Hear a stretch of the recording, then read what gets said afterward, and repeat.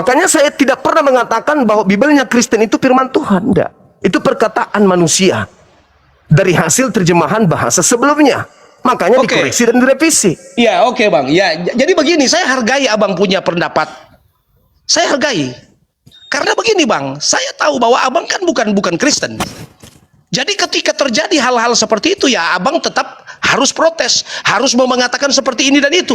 Tetapi kalau kembali ke kami Bang, intinya begini Bang, memang kalau dikatakan bahwa Bible itu mengalami banyak penggantian-penggantian kata, ada perubahan-perubahan, tetapi kesimpulan saya Bang, dia tidak berubah makna. Ya berarti Anda memperbaiki firman Tuhan yang tidak sempurna, yang sudah nggak berlaku, yang sudah mati zaman. Bukan nggak berlaku Bang. Itu karena pengaruh dari tata bahasa Indonesia. Itu Bang. dia, makanya berarti Anda memperbaiki firman Tuhan. Betul? Enggak juga Bang. Bagaimana kita firman Tuhan itu Bang? Artinya begini. Saya tetap berpegang pada pedoman bahwa Bible itu atau kitab itu yang Abang sebutkan, misalnya penggantian kata demi kata, itu saya berpegang kepada apa? Makna kata, makna kalimat. Ketika Tuhan makna kalimat itu tidak berubah, misalnya contoh, Yesus berjalan di atas air, tiba-tiba dia rubah kata, Yesus berjalan di atas kereta. udara, itu kami protes. Nah, jadi contoh ini maksudnya saya kasih contoh, Yesus berjalan di atas air, tetapi tiba-tiba berubah, Yesus berjalan di atas udara. Nah, itu kami protes, Bang. Kami tidak terima itu. Tetapi kalau kalimat itu memperlengkapi, merubah, karena adanya perubahan rumpun-rumpun bahasa Indonesia ini, sampai sekarang bahasa yang disempurnakan, masuk lagi sekarang bahasa yang bahasa modern. Nah itulah ya Bang, yang kami sedang memberi pemahaman kepada teman-teman yang lain yang salah kaprah dengan itu. Jadi intinya begini Bang, saya paham, Abang punya pernyataan itu, Abang punya argumen itu, saya terima. Saya terima argumenmu, tetapi Bang, tidak serta-merta merubah cara berpikir kami, karena itu cara berpikir Abang. Begitu. Ya, tapi begitu Bang. Cara berpikir saya itu konsep ilmiah Pak. Konsepnya ilmiah, sementara Bapak kan cuma doktrin dan dogma. Nah kenapa saya tampil kemudian? Karena agama Anda ini diajarkan untuk memurtadkan orang. Beritakanlah Injil kepada seluruh makhluk, jadikanlah seluruh bangsa menjadi pengikutku. Itu kan yang Anda galakkan. Jadi kalau orang Islam, sabar. Jadi kalau kami umat Islam itu tampil sebagai pagar betis gerakan-gerakan kristenisasi, jangan disalahkan. Kalau kami membahas Bible, jangan disalahkan. Untuk menyatakan kepada umat bangsa Indonesia khususnya, bahwa agama yang dibawa oleh saudara-saudara kita Kristen ini, itu tidak sesuai dengan akal pikiran manusia. Maka sejatinya dihindari. Karena agama ini adalah agama yang memiliki amanat agung untuk mengkristenkan orang lain dengan cara apapun, meski dengan cara penjajahan. Makanya kami hadir untuk membentengi akidah umat Islam agar terhindarkan kepada agama yang Tuhannya banyak. Oke, bahkan Bang. penerjemah Bible juga adalah Tuhan katanya, karena penerjemahan ini adalah firman Tuhan. Berarti lembaga Bible Indonesia di sana itu banyak Tuhan di sana. Ya, saya terima argumen Abang. Ya. Tetapi Bang, ini fenomena Bang. Jadi kalau Abang bilang ada Kristen mengkristenkan, mengislamkan, ini fenomena Bang yang sudah sering, ibaratnya ini sudah saling balas membalas Bang. Tapi sebenarnya ini Bang begini, tidak mungkin juga seseorang dia berpindah keyakinan Bang kalau dia tidak terpanggil untuk pindah. Tidak mungkin Bang, walaupun orientasi dia duit Bang. Ini saya memberi pendapat, walaupun orientasi dia uang Bang, tetapi kalau dia tidak terpanggil untuk memeluk agama yang bukan dia punya, pasti Bang hati nuraninya akan menolak Bang.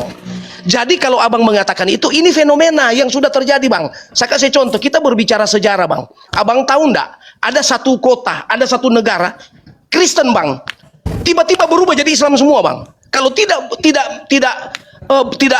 mengakui Islam, dibunuh semua Bang. Di mana itu? Aduh, kalau begini, kita kan dalam konteks bicara ini Bang. Saya jadi teringat bagaimana Turki pertama itu Bang, kali saya kasih tahu Abang, Imperium Bang. Romawi Tunggu Bang, belum selesai. Bang, Turki itu Abang tahu enggak? Turki itu mayoritas Kristen dulu Bang. Supaya Abang tahu. Iya, Coba tahu. Abang datang sekarang di Turki, Nah, ada sekarang Kristen di sana. Sekarang kalau kita berbicara mengenai Andalusia, Spanyol, bagaimana? Makanya saya bilang ini kan fenomena. Bukan fenomena Pak, bukan. Fenomena yang ada disebabkan karena di antara dua agama ini ada yang diajarkan dengan kebohongan. Ya, itu pendapat Abang. Bukan pendapat saya. Hargai Makanya coba kita uji. Pendapat abang saya hargai. Sekarang kita uji. Abang tidak Adakah Yesus memberikan validasi? Adakah Yesus memberikan legitimasi terhadap penulis-penulis Bible saudara? Lah kalau berbicara legitimasi bang, abang buka di Matius 28 tadi. Matius 28 ke 19 itu legitimasinya.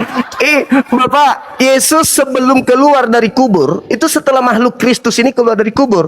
Sebelum penangkapan pun, di dalam Yohanes 17 nomor 8, Yesus sudah menamatkan ajarannya. Dan tidak pernah Yesus mengatakan, pergilah, pergilah. Malah di Matius 10 nomor 5 nomor 6, Yesus berkata, jangan kau ke bangsa lain.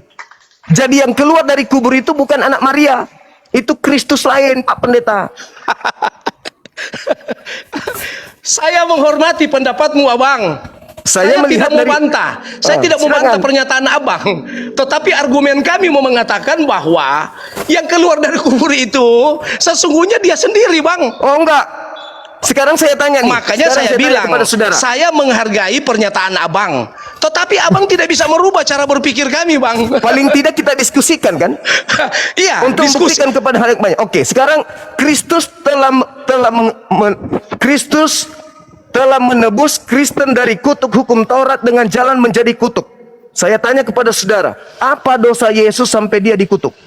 Ah, ini berarti abang tidak tahu kronologinya. Saya tahu. Abang saya mau paham. dengar saya kasih kronologinya. Silakan.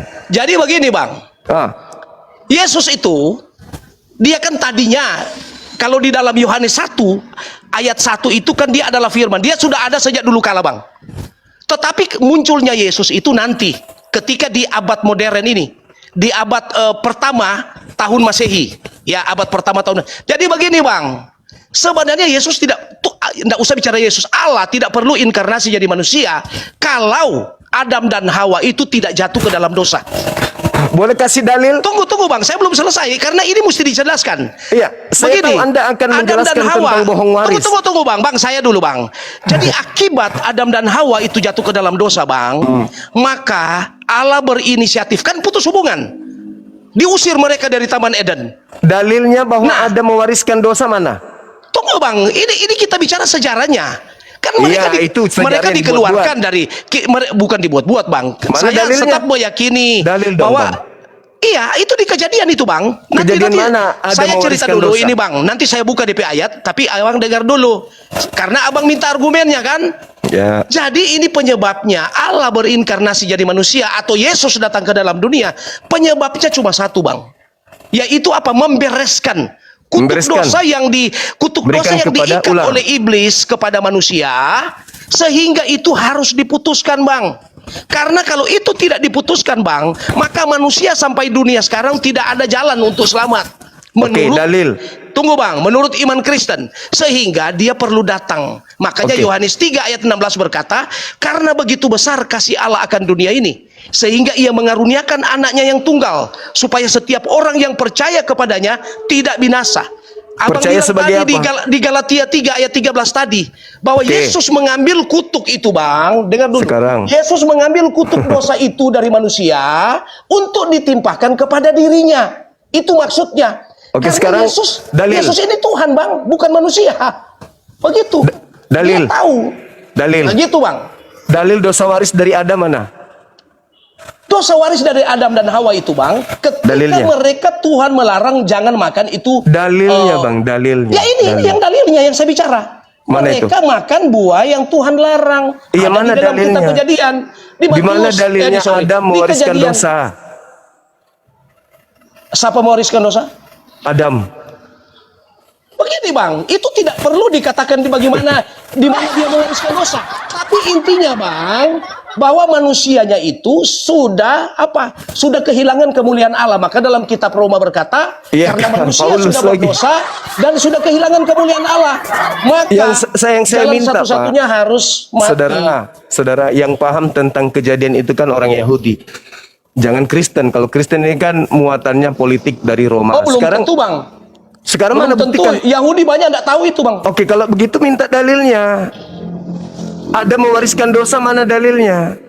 Kalau kalimat Adam mewariskan dosa, tidak perlu bang. Itu Lalu dari mana konsepnya? Namanya sudah jatuh ke dalam dosa. Dari mana konsep Kristen mengambil dosa waris itu dari Adam kalau tidak ada dalil? Itu